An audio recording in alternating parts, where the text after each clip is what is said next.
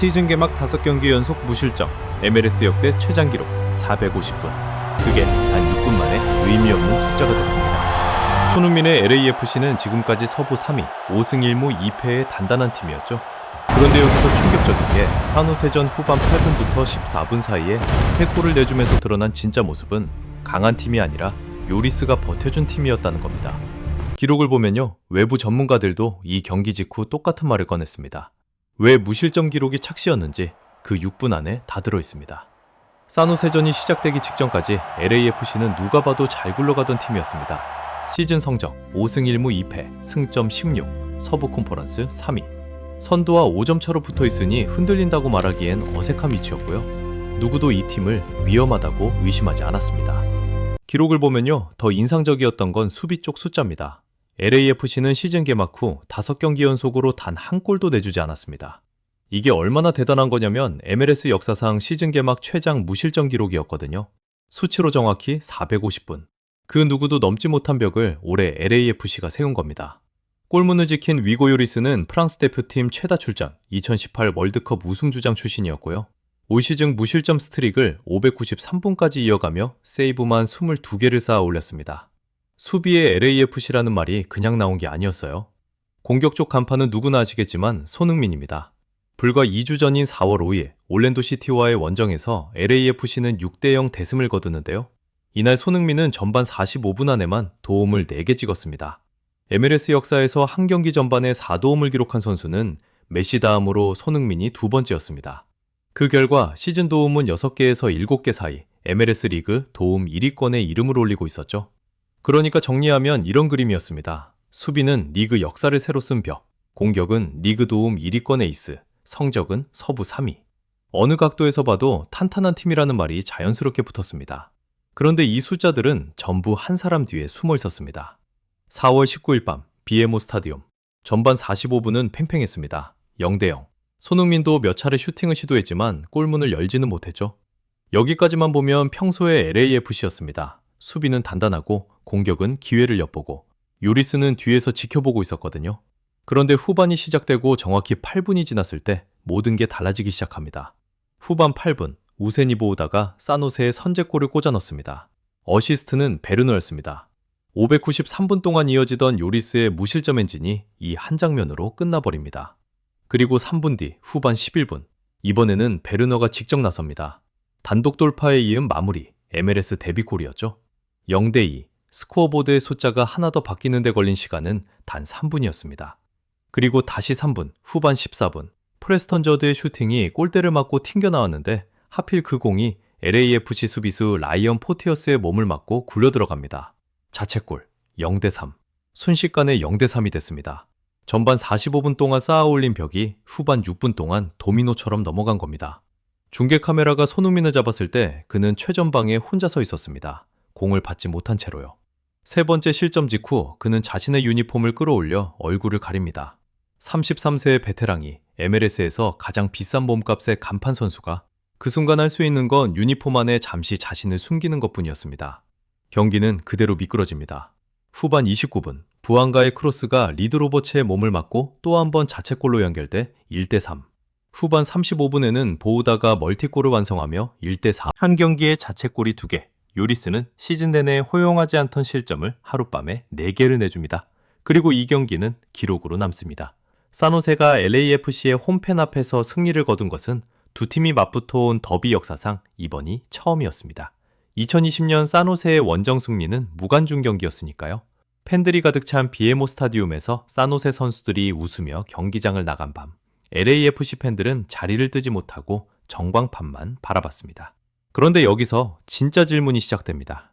왜 하필 이 경기에서 6분 만에 이런 붕괴가 가능했던 걸까요? 답은 수비가 아니라 공격 쪽에 있었습니다. 그것도 이미 오래전부터요. 경기 직후 MLS 무브스 팟캐스트가 LAFC 중원을 향해 꺼낸 첫 문장이 이겁니다.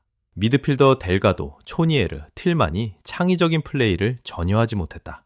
마크 델가도, 마티웨 초니에르, 티모시 틸만 이 세 명은 LAFC가 오프시즌에 완전 영입과 재편의 축으로 삼은 자원이었습니다.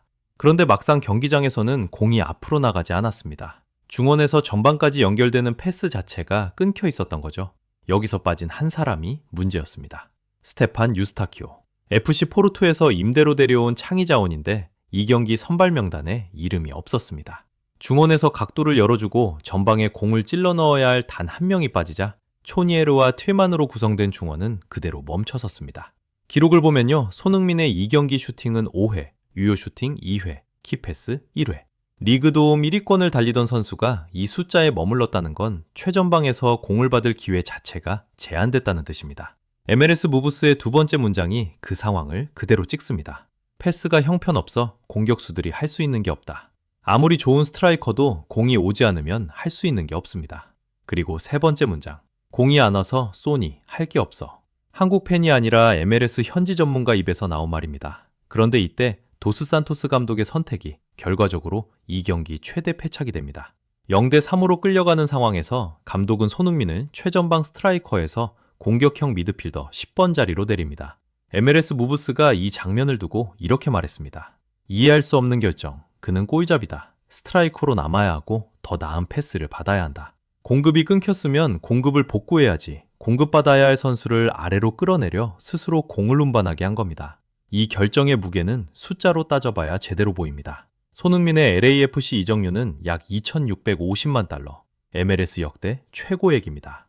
연봉은 약 1,120만 달러, 메시에 이어 MLS 2위 투자 대상입니다. 구단이 사상 최대 금액을 들여 데려온 간판 스트라이커를 중원이 무너졌다는 이유로 감독이 그 무너진 중원 자리에 세운 겁니다. 수비가 문제라고들 했지만 그 6분이 보여준 건 공격이 이미 훨씬 전부터 무너져 있었다는 사실이었습니다. 그래서 생긴 질문이 하나 더 있습니다. 그럼 시즌 내내 쌓인 450분 무실점은 대체 무슨 의미였을까요? 놀라운 건 이 상황을 경기 전에 정확히 예고한 사람이 있었다는 겁니다. 바로 이천수였죠. 이천수는 사노세전이 벌어지기 약 2주 전인 4월 6일에서 7일 사이 자신의 유튜브 채널에서 이렇게 말했습니다. 도스 산토스 감독은 초보 사령탑의 습성을 보여주고 있다.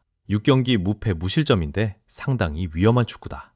여기서 끝이 아니었어요. 이천수는 이어서 이런 말도 덧붙였습니다. 수비 시스템이 무너질 때 공격이 안 터지면 지게 될 것이다. 그리고 이 경고가 현실이 되는 데는 12일도 걸리지 않았습니다. 4월 11일 포틀랜드 원정에서 무실점 571분이 끝나며 1대2로 먼저 무너졌고 4월 19일 사노세전에서는 1대4로 완전히 박살났거든요. 경기 전 한 사람이 꺼낸 말이 2연패로 그대로 찍혀나온 겁니다. 이 흐름에 대해 MLS 무브스 팟캐스트가 꺼낸 결론은 이보다 더 차가울 수가 없었습니다. 그동안 수비가 문제를 가려왔을 뿐 공격은 이미 무너진 상태였다. 이 한 문장이 LAFC 시즌 전반을 다시 보게 만들어요. 기록을 보면요. 시즌 초반 LAFC의 승리 대부분은 1대0, 2대0의 빠듯한 접전이었습니다. 손흥민이 전반에만 4도움을 몰아친 올랜도시티 6대0 대승 한 경기를 빼면 공격력이 수치로 증명된 경기가 거의 없었던 셈이죠. 유리스는 그동안 혼자 22세이브를 쌓고 있었습니다.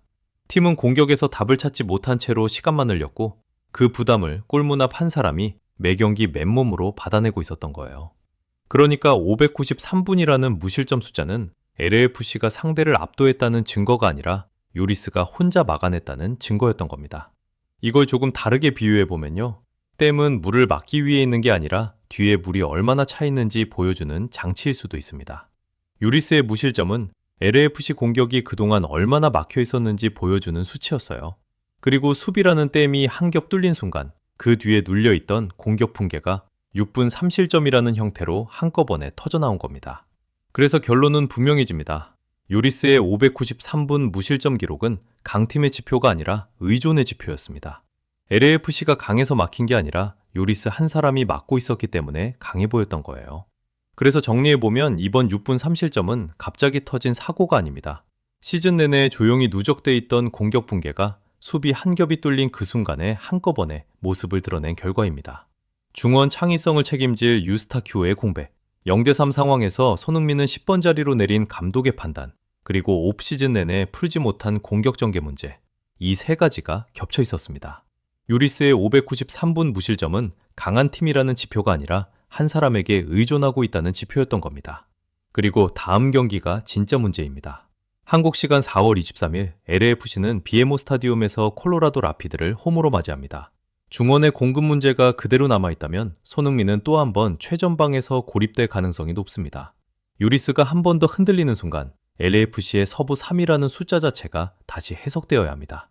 다음 경기에서 중원이 손흥민에게 공을 몇 번이나 연결하는지, 요리스가 몇 번이나 세이브를 하게 되는지 두 숫자만 지켜봐도 이 팀의 진짜 상태가 보입니다.